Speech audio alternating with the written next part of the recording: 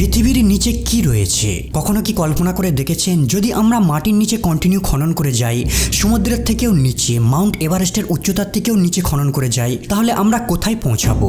যদি বিজ্ঞানীরা পৃথিবী থেকে 5.5 কোটি কিলোমিটার দূরে মঙ্গল গ্রহ পর্যন্ত পৌঁছাতে পারে, তাহলে কেন আমরা পৃথিবীর ভিতর 12,740 কিলোমিটার লম্বা গর্ত খুঁড়তে গিয়ে বারবার ব্যর্থ হয়ে যাই? আজকের ভিডিওতে আমরা জানবো ভূপৃষ্ঠের নিচে কি এমন রহস্য লুকিয়ে রয়েছে যা বড় বড় ড্রিল রিগকেও দুর্বল করে দেয়। সর্বপ্রথম শুরু করা যাক পৃথিবীর সব থেকে উপরের লেয়ার থেকে, যেখানে আমরা বাস করি, আর এখানেই বাস করে পৃথিবীর 80% প্রাণী।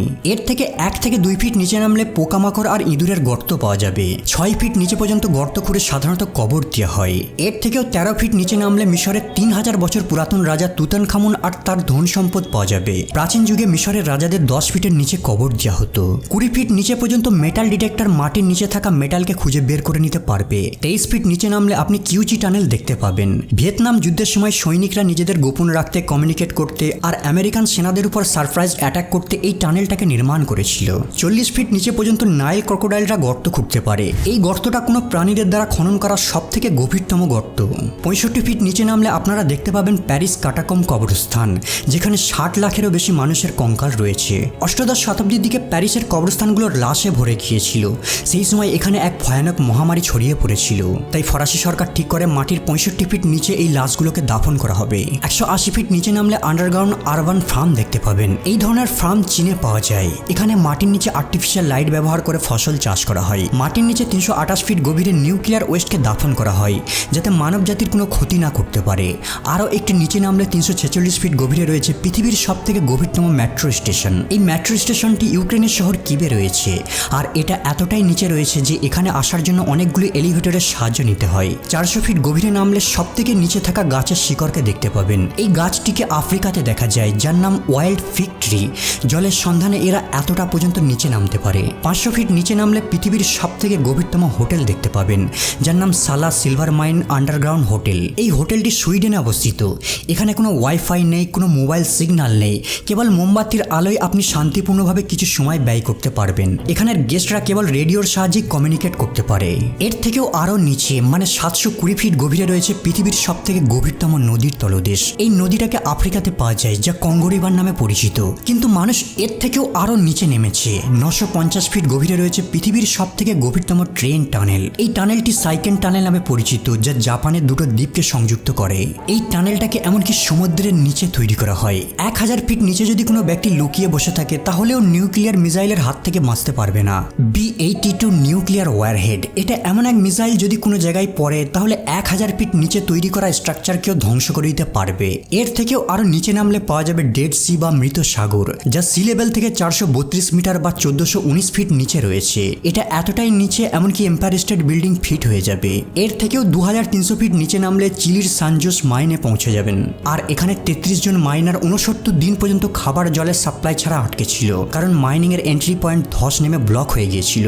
মাটি থেকে 3180 ফিট নিচে মানুষের দ্বারা খোঁড়া এমন এক গর্ত রয়েছে, যেখানে দাঁড়িয়ে খোলা আকাশ দেখা যায়। এই জায়গাটি বিংগাম কোপার মাইন নামে পরিচিত। আর এটা এতটাই গভীর পয়েন্ট যে পৃথিবীর সব থেকে উঁচু বিল্ডিং বুর্জ খলিফা এর ভেতর ফিট হয়ে যাবে। 7257 ফিট নিচে রয়েছে পৃথিবীর সব থেকে গভীরতম গুহা, যেটা ভেরিভো কিনা নামে পরিচিত। এটা জর্জিয়াতে রয়েছে। কিন্তু অবাক করার বিষয় হলো মানুষ এর থেকেও আরো নিচে নেমেছে। 10,500 ফিট নিচে রয়েছে কোলার গোল্ড মাইন বা KGF। এটা কর্ণাটকে রয়েছে। এই মাইন থেকে একটা সময় সোনা উত্তোলন করা হতো। KGF এর মতো সুপারহিট ফিল্মকে এই মাইনটির দ্বারা ইন্সপায়ার্ড হয়ে বানানো হয়। 12,000 ফিট গভীরে নামলে আপনারা দেখতে পাবেন পৃথিবীর সব থেকে গভীরে বাস করা পোকা, যাকে ডেভিল ওয়ার্ম নামে ডাকা হয়। আশ্চর্যজনকভাবে এই পোকাটা এত গভীরও বেঁচে থাকতে পারে। 13,123 ফিট বা 4 কিলোমিটার নিচে রয়েছে পৃথিবীর সব থেকে গভীরতম মাইন। এই মাইনটার নাম এমপিওনেং গোল্ড মাইন। এই মাইনটা দক্ষিণ আফ্রিকায় রয়েছে। আর এই মাইন থেকেই পৃথিবীর সব থেকে বিশুদ্ধ সোনাকে উত্তোলন করা হয়। এর ভিতরে তাপমাত্রা প্রায় 66 ডিগ্রি সেলসিয়াসের উপরেও চলে যায়, যেখানে থেকে কাজ করা শ্রমিকদের জন্য একটা বড় চ্যালেঞ্জ। কিন্তু তারপরে সামান্য কিছু টাকার জন্য মানুষ ঝুঁকি নিতে পিছুপা হয় না। এটা এতটাই গভীরে রয়েছে যে যদি কেউ উপর থেকে নিচে পড়ে যায়, তাহলে বটমে পৌঁছাতে 30 সেকেন্ড সময় লাগবে। মানে নিচে পড়তে পড়তে একটা মিসড কল হয়ে যাবে। এই পয়েন্ট থেকে আরো কিছুটা নিচে 29,032 ফিট গভীরতা ততটাই উঁচু যতটা মাউন্ট এভারেস্ট পাহাড়ের হাইট। আরো নিচে যদি 35,640 ফিট গভীরে নামা হয়, তাহলে সমুদ্রের সব থেকে গভীরতম পয়েন্টে নামা হবে। 1951 সালে ব্রিটিশ শিপ HMS চ্যালেঞ্জার দড়ি দিয়ে সমুদ্রের এই পয়েন্টটাকে মেজার করে, যা প্রায় 10 10,863 মিটার গভীরে এর তল খুঁজে পাই।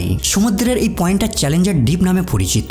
এটা এতটাই গভীর যে যদি মাউন্ট এভারেস্ট পর্বতকে উল্টো করে এর নিচে ফেলা হয় তারপরে 2 কিলোমিটার গ্যাপ রয়ে যাবে। কিন্তু আপনি শুনলে অবাক হবেন, মানুষ এর থেকেও আরো গভীরে গর্ত খনন করেছে। 40,230 ফিট অথবা 12 কিলোমিটার নিচে মানুষের তৈরি করা সব থেকে গভীরতম গর্ত রয়েছে, যা কোলা সুপার ডিপ বোরহোল নামে পরিচিত।